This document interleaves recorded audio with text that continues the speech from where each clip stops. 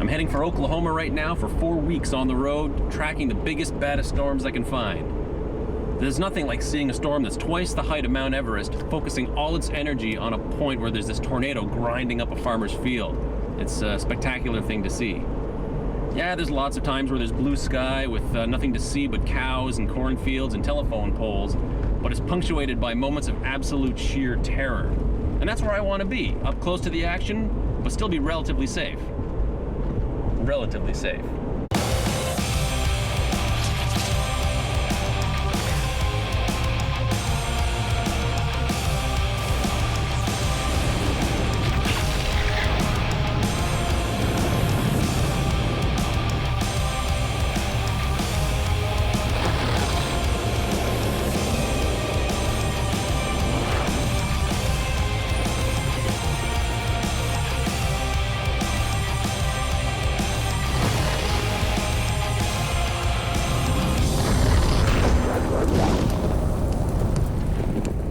Each spring here in the Great Plains of the central United States, warm, moist air from the Gulf of Mexico, cooler, drier air from the Rockies, and a strong jet stream overhead combine to create all kinds of severe weather, including tornadoes. On an average year, over 1,000 tornadoes touch down in the United States, most of them right here. And that's why this place has earned the nickname Tornado Alley.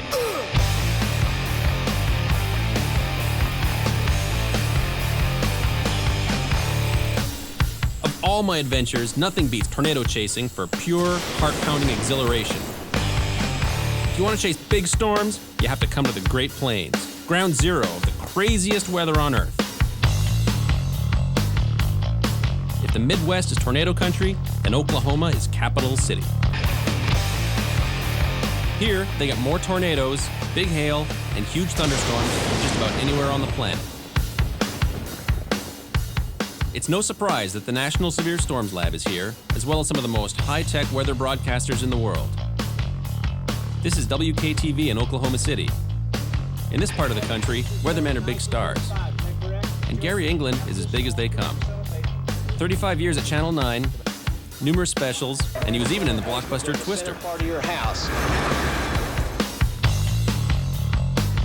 I got together with Gary to talk about what else? The weather.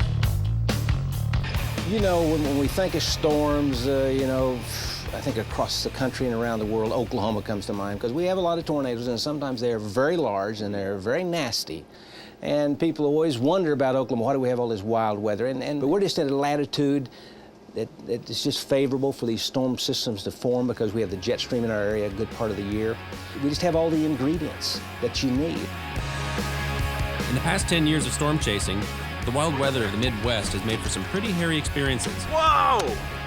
Like the time we saw 2 tornadoes at once. We got one tornado forming over here, probably on the ground. We got another tornado over here, definitely on the ground.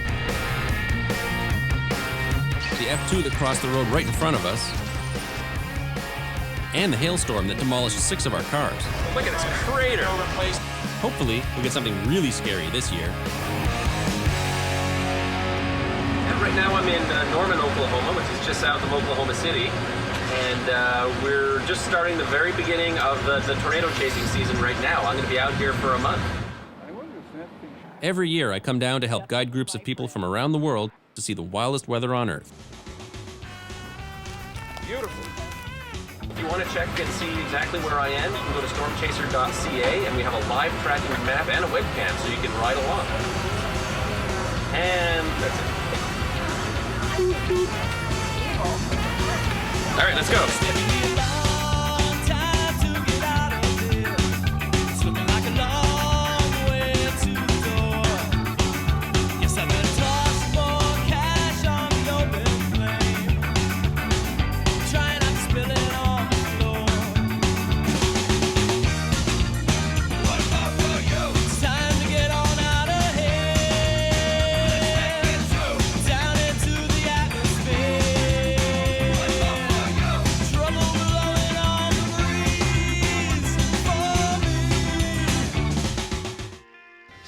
Good morning, everybody.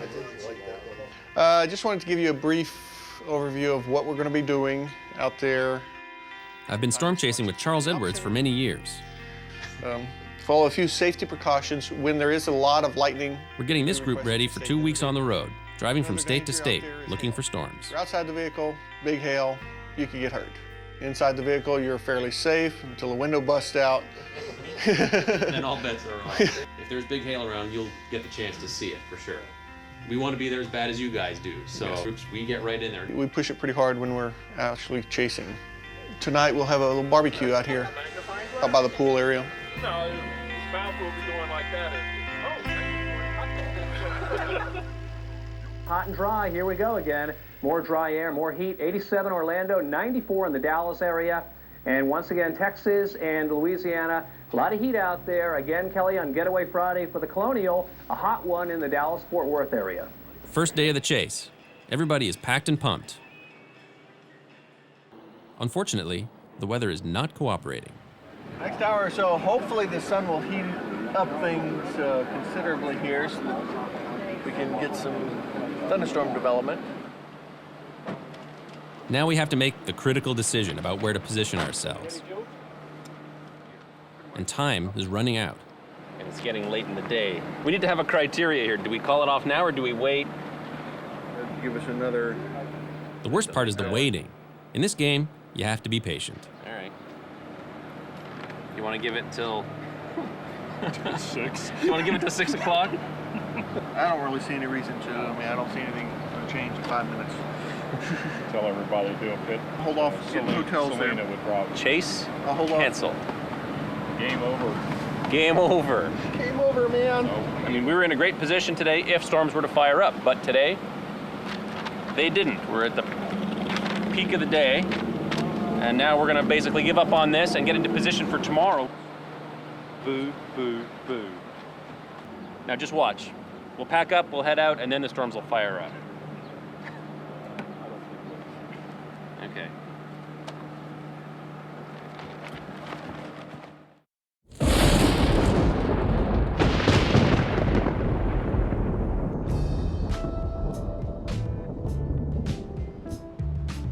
After days of great sunbathing weather, Mother Nature throws us a bone. East of the Rockies, southeasterly winds and boundary layer moisture have become more favorable today for severe thunderstorms than the past couple days. Isolated damaging winds and very large hail may also accompany stronger cores this evening. Okay, well, this is encouraging. So we could get into golf ball hail, possibly. Oh. Maybe even bigger. Hopefully, hopefully, hopefully. But we won't see one unless we get rolling. East we go.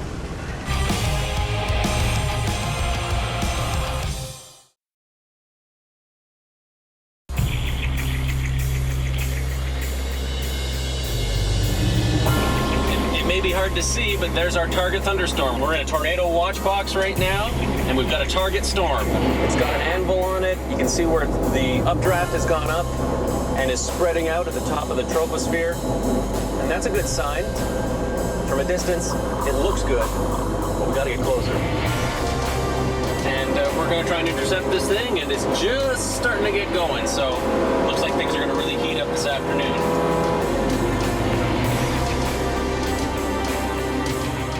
Like everything else down here, when these storms get going, they're big.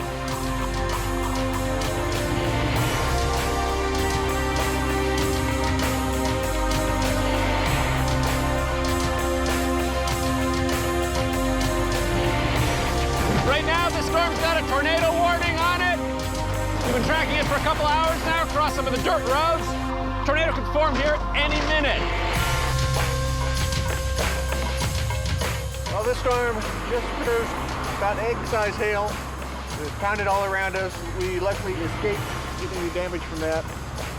It has strong rotation, and we're going to have to move here very shortly to get away from this. Stay ahead of it. The next county over, the bases should lower considerably, and that's when I expect possibly the tornado to be produced.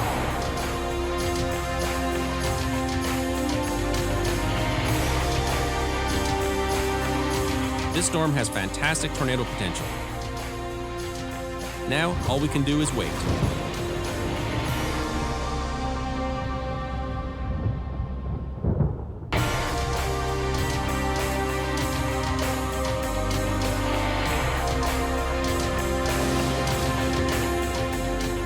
We're deep in Tornado Alley, closing in on the biggest storm we've seen so far this season.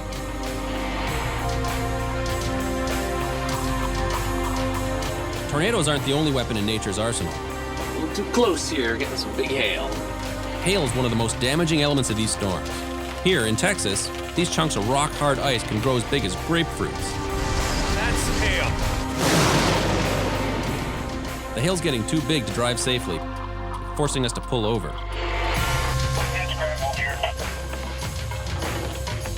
We've learned from bitter experience what can happen if you don't take cover. Look what it did to these. How big does a hailstone have to be to do this kind of damage? I find the best thing you can do when hail's pounding down around you, get out there and get some samples, quickly.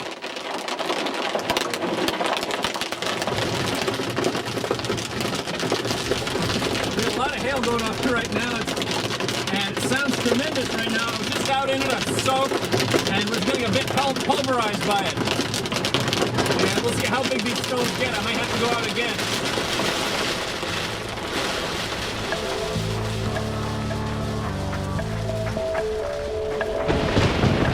We're in Aspermont, Texas, and we've been chasing this tornado-warned storm for several hours now. But we got to see hail, tremendous lightning, incredible storm structure. Yeah, I'm that one. Look at these hailstones, they're humongous. That is massive. It is pouring. It's not fit for man or beast out here right now. So it was a great storm, and it's just been sitting there, just pouring away, not moving, and triggering these severe thunderstorm warnings and these couple of tornado warnings. So we're gonna have to take a long trek into the night, all the way back to Lubbock, in some horrendous, rainy, terrible conditions.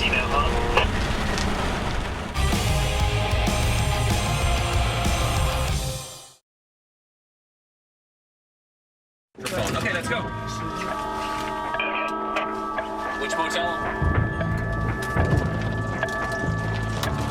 Alright, hopefully we won't lose the windshield. I know.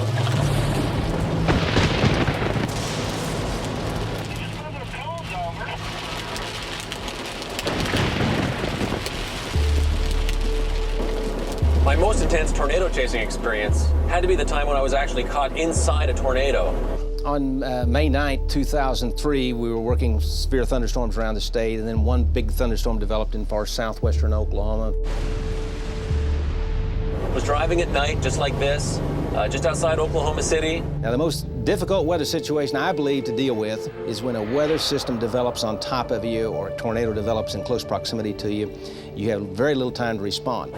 While we were en route to this tornado, we could hear Channel 9 News, and they were actually broadcasting live. They had broken into their regular programming. The first thing that really sounded our alarm was that we had a live camera miles southwest of us. Val Castor storm tracker was there. East of Channel 9, Wilshire, pretty near Wilshire Road. We heard over the radio that the tornado was approaching Britton Road. Now, this thing is a monster. We heard the tornado was on the ground at I-35 and Britton Road. Britton, Wilshire, major tornadic event moving across the Oklahoma area. Just as we're passing the Britton Road overpass. 35 Britton Road area right now. Oh shit! We're right here. It was wrapped in rain. You could see the explosion where it hit a power transformer right ahead of us. And within minutes, Val Castor said to me, and I'm broadcasting live, and I hear Val saying, you know, on the radio to me, you know, Gary, it's over the station. Val, are you saying it's over the television station? Yes, I'm saying it's right over Channel 9. Get people out of this studio. Get them out of the studio. Val said it's close to the station. I shouted, get everybody out of here. Everybody just made a run for the shelter. It's here. Where are we going? Come on. I heard it. Yeah. Hear it. Basically got caught in the edge of the tornado. There was debris flying everywhere. For a flash, I thought, you know, I can stay here. And then, boy, just as quickly, my little brain said, you know, if it hits, you'll die. So we had to drive with the wind to keep the impacts to a minimum. Val, I said, keep talking. And I said, we got to evacuate. The tornado actually passed directly over their studios, and they had to evacuate They went down to the basement. They stopped broadcasting briefly. So I got out of here. Keep talking to us, Val. We had to go and hide behind a shopping mall as the tornado passed by. Wrap up in pillows and blankets.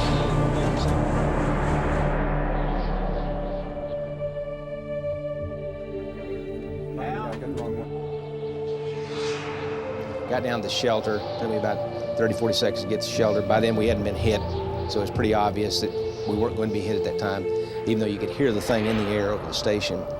And I came back in here. We came back on the air. Val, can you hear me? It's looking like it's past us. And it took about 10 or 15 minutes for my leg to stop shaking from the excitement. When I came back, man, it was like someone gave me a shot of something to really jack me up, because my speech was rapid, my energy level was extremely high. My heart was racing, and we ended up going down into Moore, where we were going to stay at this motel. The problem is, we go to pull in, and the motel had been obliterated by the F4 tornado that hit Moore the day before. It was just an unbelievable day and an unbelievable experience.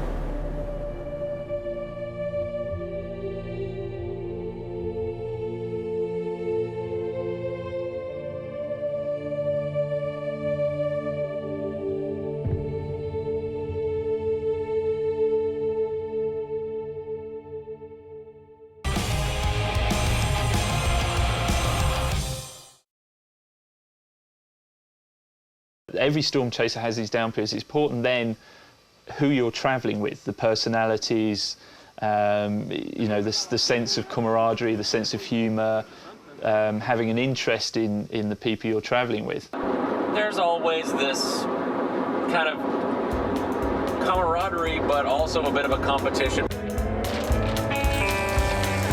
And a lot of practical jokes end up happening. Yeah, I should have known. Especially when there aren't a lot of storms. And you end up with a bunch of storm chasers who are bored. I am so bored, I'm like a 2x8. With nothing to do. And looking to irritate each other.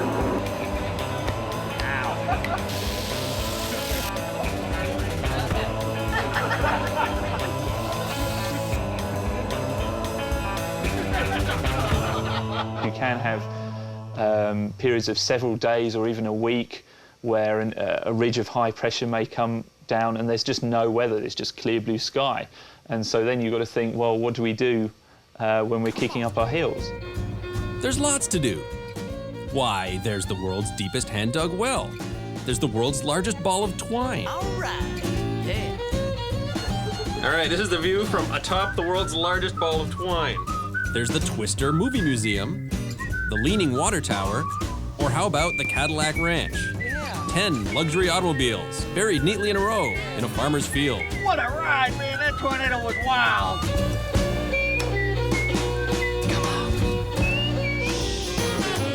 Someone thought this was a good idea. Best of all, there's the famous Big Texan Steakhouse,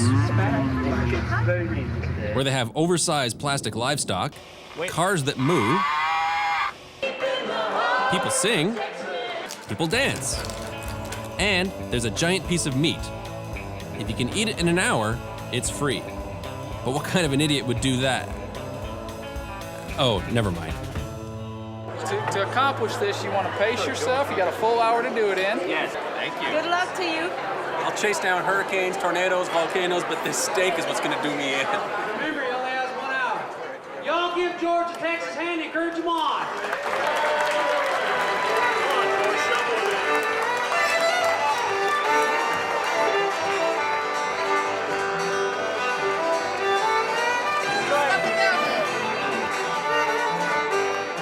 He's got 20 minutes to go.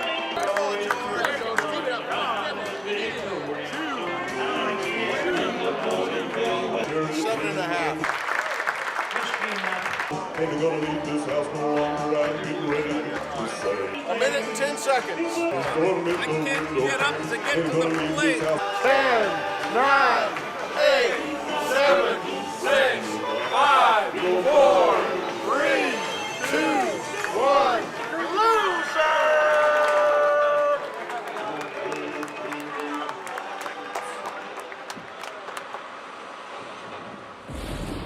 Day say there will be widespread outbreak of severe weather. The SPC is calling for an enhanced severe weather outlook. They have issued a very large 15% probability of tornadoes. Not every big storm is wet. Wall of dirt's coming, guys. Take cover. Okay, there was a tornado reported at Patricia. Yeah, it was right along the lead edge. We just got sandblasted big time. Big dry thunderstorm. Not a lot of rain, but lots of wind. Oh, another big one right here. Hold on. Hold on. Far west are we here? Okay, we still have to go a few miles further west. Try and intercept the better storm, which is going to be over here. We head out of town to find even more dirt.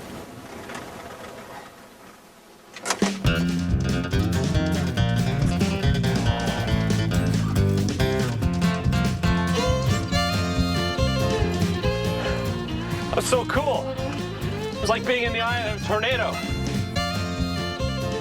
It was calm in the middle. I was running along beside it. And you could see the edge, all the dust being kicked up. And as long as I was right in the middle, the dead center, it was almost completely calm.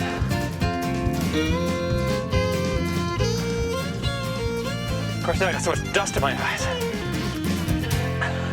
And there was this big arc of the edge of the dirt that was picking up, and you could see it, just this big 180-degree arc. And just running along to keep up the pace to stay right in the dead center of the thing. Yeah, I got good foot.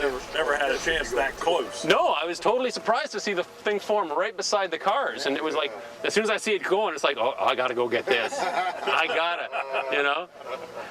If anyone's stupid enough to go and run after these things, it's gonna be me, so. Totally worth it, that was fun. Let's continue on our way. Just had a very cool little dust devil encounter. Dust devils are kind of like mini tornadoes, but not really. They're caused by the ground getting heated by the sun, and you get these thermals that form. And if the winds are just right at the surface, you can get a little bit of twist on them. And they form these little vortices that spin across these fields and form these columns of dirt. And running out into them is a lot of fun. It's cool. It's like being in the middle of the eye of the storm, so to speak. But it's murder on the eyes with all the grit and dirt flying around. Oklahoma is an amazing place to see wild weather. Wait till you see where I'm going next.